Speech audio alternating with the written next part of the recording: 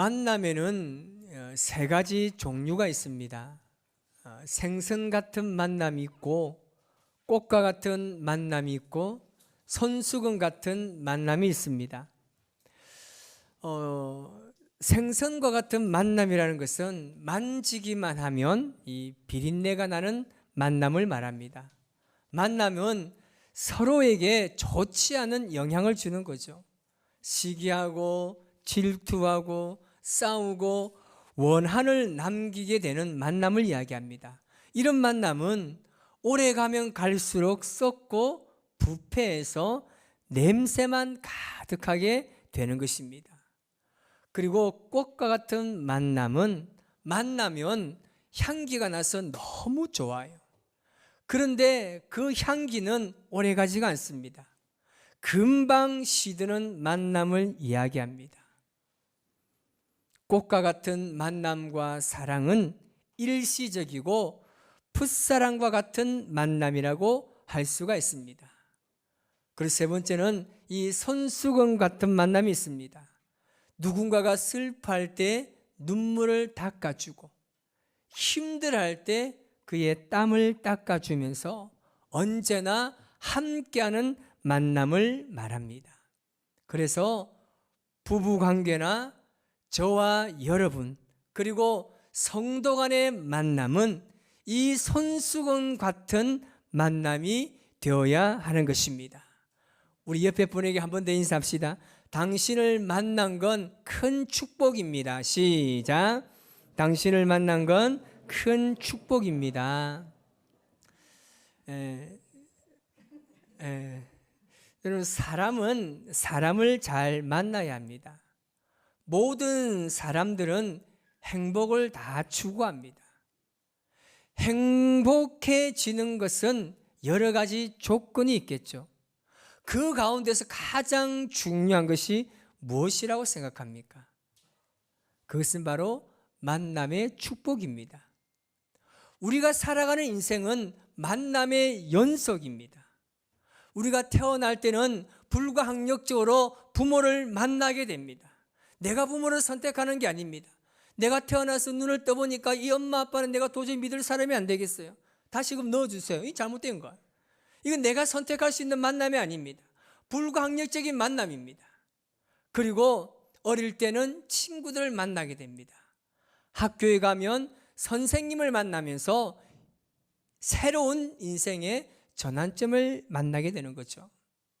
성인이 되면 군대를 가고 직장을 가면서 계속적인 새로운 만남을 이어가게 됩니다. 그리고 사랑하는 사람과의 만남에 대한 기대감으로 사람들은 자신의 인생을 가꾸면서 살아가고 있습니다. 여러분들의 인생에서 가장 귀한 만남이 있다라면 어떤 만남이 있습니까? 어떤 만남이 여러분의 기억 속에 잊혀지지 않는 만남으로 남아 있습니까?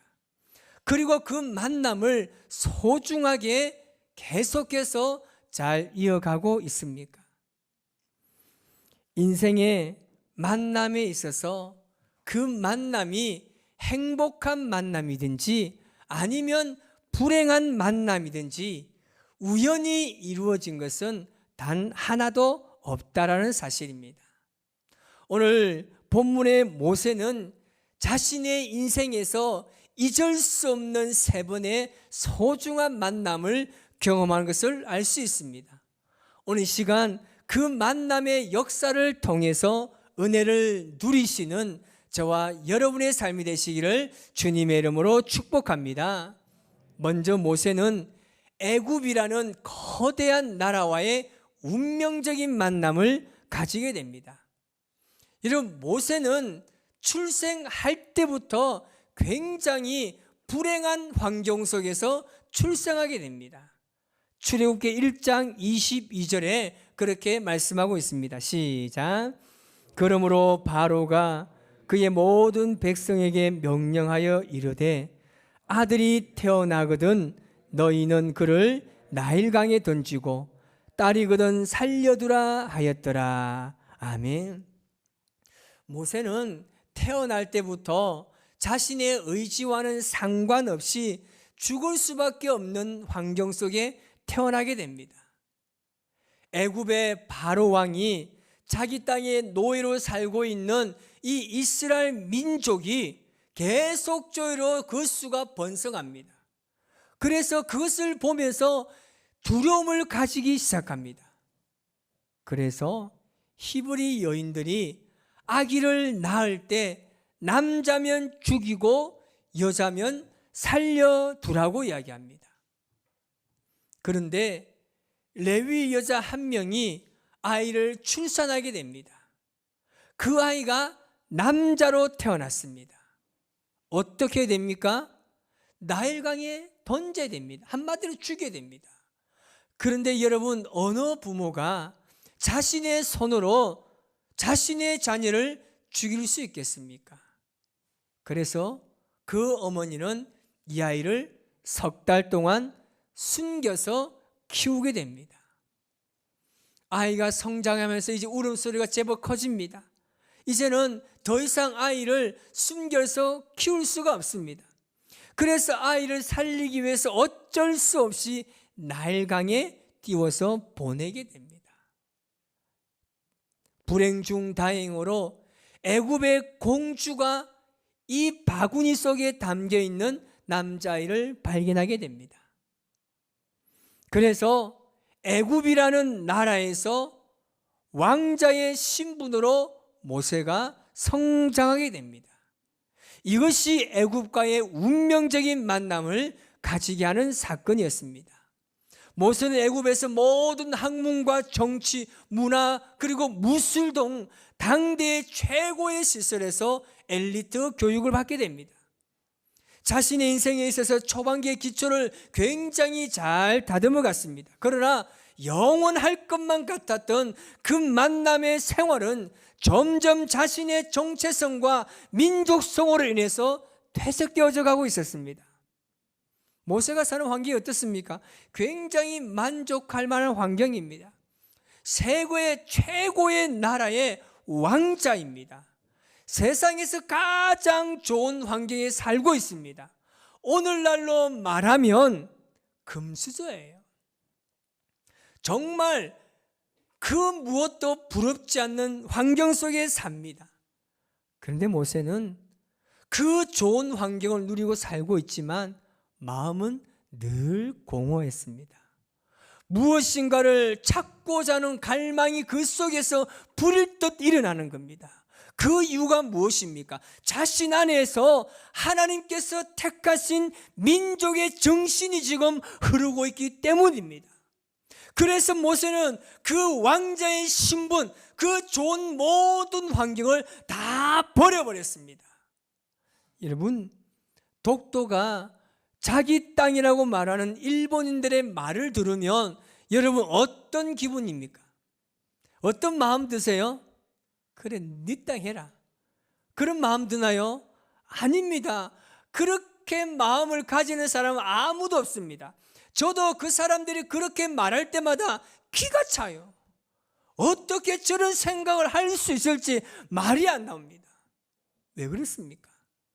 대한민국의 국민으로서 민족적 정신이 우리 속에 흐르고 있기 때문에 참을 수 없는 겁니다. 우스갯소리가 있습니다. 여러분, 왜 일본인들이 독도를 그렇게 자기 땅으로 만들려고 하는지 아십니까? 독도를 일본식 명칭으로 말하면 다케시마입니다. 이 다케시마를 거꾸로 한번 읽어보세요. 뭔가요? 지금 머리가 막 돌아가는 소리 들리는데 맛있겠답니다. 맛있겠다는 거예요. 맛있어 보이니까 그 땅을 자기의 땅으로 만들어서 먹고 싶다는 거예요. 그래서 막 우기는 거예요. 어쨌든 지금 모세가 바로 이러한 하나님의 백성으로서의 피가 흐르고 있기 때문에 그 모든 좋은 환경을 지가 버리는 겁니다. 모세의 이 마음은 갈망으로 이어집니다. 이 갈망은 소망을 가지게 하는 거죠. 여러분, 소망을 가진 자는 내일을 얻을 수가 있습니다. 내가 지금 아무리 좋은 환경에 살고 있을지라도 하나님께서 원하시지 않는 환경이라면, 하나님께서 계획하신 삶이 아니라고 생각되어진다면 모세처럼 그 자리를 털고 일어나 버려야 하는 것입니다. 돈이면 다 되는 세상이라고 말합니다. 맞습니다. 돈이면 다 할 수 있습니다. 그러나 그 할 수 있는 그 모든 것이 인생의 전부인가요? 명예가 전부라고 생각하는 이 시대의 잘못된 패단을 다 버리고 나오시기를 바랍니다. 버리면 또 다른 만남이 우리를 기다리고 있다는 사실을 믿으시기 바랍니다. 이런 결단이 없으면 인생과 신앙에는요, 성숙이 없습니다. 내 안에 뭔가를 지금 깨고 나와야 합니다. 모세가 애굽의 궁전을 버리니까 두 번째 만남이 이루어지는 것입니다. 그 두 번째 만남이 무엇입니까? 바로 자기 자신과의 만남이 이루어지는 겁니다. 그 만남이 어디에서 이루어집니까? 광야 생활입니다. 자신의 몸은 애굽의 왕궁에서 왕자로 살고 있지만 그의 피와 정신은 하나님의 백성인 히브리인이었습니다. 그의 가슴은 그것을 너무나 잘 알고 있었습니다. 자신이 누구인지에 대한 정체성에 혼란이 생기기 시작한 거예요. 그때 그는 모든 것을 다 버리고 광야로 가게 됩니다. 그때에 자신과의 만남이 시작되는 것입니다. 자신과의 만남이 이루어질 때 새로운 변화가 일어납니다. 하나님께서는 모세가 자기 자신과의 만남이 있기를 원하셨습니다. 그래서 광야로 보내셨습니다. 40년간 숨어 지내면서 하나님께서는 모세를 다듬는 거예요. 그의 혈기를 다듬고 그의 잘못된 열정을 새롭게 다듬고 꺾으시면서 그를 하나님의 사람으로 다시금 회복시키는 겁니다. 여러분, 모세에게 만약에 그런 광야의 시간이 없었다라면 그는 과연 훌륭한 이스라엘의 지도자가 될 수 있었을까요? 자기 자신만의 성찰의 시간을 가지니까, 모세가 광야에서 40년 동안 살아가니까 자기를 만드시고 자기를 인도하시고 자기를 구원하신 하나님을 기억하게 되는 것입니다. 오늘 우리도 광야에서 자신과의 만남을 통해서 우리를 다듬어 가시는 하나님의 은혜를 깨달을 수 있기를 주님의 이름으로 축복합니다. 그래야 삽니다. 그래야 새로워집니다. 그래야 일어납니다. 아멘. 이렇게 여러분, 자신과의 만남이 없으면, 자신이 과연 누구인지를 깨닫지 못하면 자신의 삶은 여전히 그 생활과 그 환경에서 벗어날 수가 없는 겁니다. 모세가 이렇게 광야에서 자신과의 만남이 있고 난 이후에는 아주 특별한 만남이 모세를 기다리고 있었습니다. 그것은 바로 하나님과의 만남이었습니다. 오늘 본문 2절 말씀에 다 같이 한번 읽어보겠습니다. 시작. 여호와의 사자가 떨기나무 가운데로부터 나오는 불꽃 안에서 그에게 나타나시니라. 그가 보니 떨기나무에 불이 붙었으나 그 떨기나무가 사라지지 아니하는지라. 아멘. 모세와 하나님과의 만남은 아주 특별하게 이루어집니다. 하나님께서 불에 타지 않는 떨기나무에 임하십니다. 그리고 모세를 그곳으로 인도하십니다. 모세의 호기심을 자극해서 그를 호렙산으로 들어오게 하셨습니다. 이 호렙산은 나중에 이스라엘 백성들이 1년 동안 거주하면서 하나님의 율법을 받는 장소가 되는 곳입니다. 하나님께서 모세를 그곳으로 부르신 거예요. 그리고 거룩한 그곳에서 하나님께서 하나의 요구를 하십니다. 바로 신을 벗으라는 겁니다. 하나님께서 모세에게 신을 벗으라고 하신 것은 모세의 옛 성품들, 옛 모습과 옛 습관과 그 기질을 다 벗으라는 것입니다. 인간적인 더러운 모습을 완전히 벗어버리고 주님 앞에 나가야 하는 것입니다. 그래야 살아계신 하나님과의 만남이 이루어지는 줄 믿습니다. 여러분, 신앙은 형식과 습관이 아닙니다. 교회에서 예배를 드리고 섬기고 봉사만 한다고 해서 온전한 신앙은 이루어지지 않습니다. 하나님과의 만남의 역사가 일어날 줄 믿습니다. 그 하나님과의 만남의 역사가 일어나야 우리가 온전한 신앙생활을 할 수 있는 겁니다. 모세와 하나님의 만남은 아주 특별한 의미가 있습니다. 모세의 마음에 지금 어떤 마음이 있습니까? 그가 지금 자기 민족을 괴롭히는 그 애굽의 사람을 죽이고 광야로 도망왔습니다. 그러니까 지금 모세의 마음이 어떤 마음이 있습니까? 애굽 땅에서 종으로 살고 있는 자기 민족, 그 이스라엘 백성들을 살리고자 하는 마음이 지금 그 모세에게 있는 것입니다. 바로 하나님께서 그 마음을 터치하십니다. 여러분 안에 지금 무엇이 있습니까? 하나님께서 원하시는 것을 지금 마음에 품고 있습니까? 하나님을 향한 어떤 열정을 지금 가지고 있습니까? 죽어가는 영혼을 구원해야 되겠다는 간절한 소망이 여러분에게 있습니까? 그렇다면 하나님께서는 분명히 그것을 터치하십니다.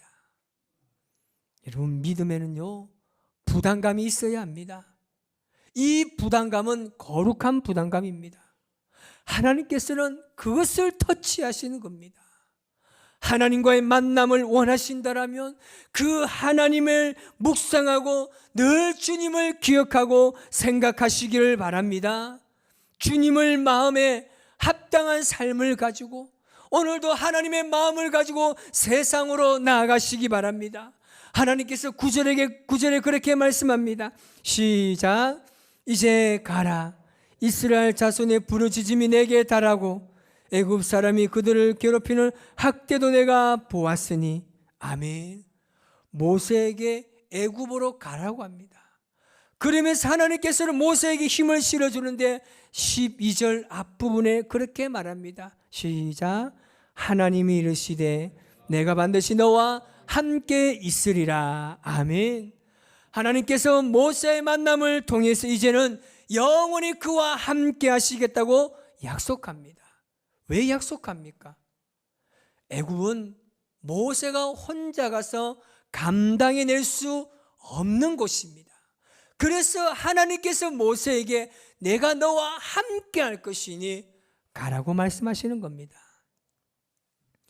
여러분, 하나님께서는 광야에서 우리를 만나 주십니다. 하필이면 왜 광야에서 만나게 하십니까? 내가 좀 건강할 때 만남을 주셔서 내가 좀 열심히 하나님을 위해서 헌신하고 열심히 달려가고 열심히 내가 섬길 수 있는데 왜 광야 같은 아픔을 내게 주셔서 나를 주님을 만나게 하시느냐고 얼마나 우리가 불평할 때가 많습니까? 왜 하나님께서 꼭 광야에서 우리를 만나 주십니까? 그 이유는요, 익숙한 곳에서는 우리가 하나님이 아닌 다른 것에 눈을 돌리고 그것을 의지하려고 하기 때문입니다. 그래서 모세를 만나실 때도 그가 전혀 익숙하지 않는 그 어떤 것도 의지할 수 없는 방법으로 모세를 만나주신 것입니다. 우리의 신앙에서 하나님과의 만남이 더 깊어지기를 원하는데 왜 우리는 그 하나님과의 만남에서 더 깊이 만날 수가 없습니까? 그 이유가 무엇이라고 생각합니까? 그것은 바로 여러분, 우리의 신발을 벗지 않았기 때문입니다. 아직까지 우리가 신고 있는 이 신발이 만족하다고 벗지 못하고 하나님께 나아가려고 하기 때문에 더 깊은 하나님의 은혜를 우리가 경험할 수 없는 겁니다. 5절에 하나님께서 우리에게 그렇게 말씀하십니다. 하나님이 이르시되 이리로 가까이 오지 말라. 내가 선 곳은 거룩한 땅이니 내 발에서 신을 벗으라. 아멘. 여러분, 신을 벗지 않으면 하나님을 만날 수가 없습니다. 우리 인생에 이것만은 주님 절대 벗을 수 없다고 생각하는 그 신발을 우리는 과감히 벗어버려야 합니다. 그래야 하나님을 만날 수 있고 하나님과의 아주 특별한 만남을 경험할 수 있는 것입니다. 여러분, 오늘도 우리의 삶에 광야가 놓여 있습니까? 오늘도 여러분의 인생에 정말 헤쳐나가야 하는 그 광야가 과연 어떤 것입니까? 그렇다면 그 광야를 통해서 실족하거나 넘어지거나 좌절하지 마십시오. 하나님께서는 그 광야를 통해서 분명히 여러분을 만나 주실 것입니다. 오늘 우리의 삶에 놓여져 있는 이 광야, 여러분 절대 그 광야를 돌아가지 마십시오. 내 앞에 있는 그 광야를 헤쳐나가서 나를 그곳에서 만나기를 원하시는 주님을 만나는 은혜가 있기를 원합니다.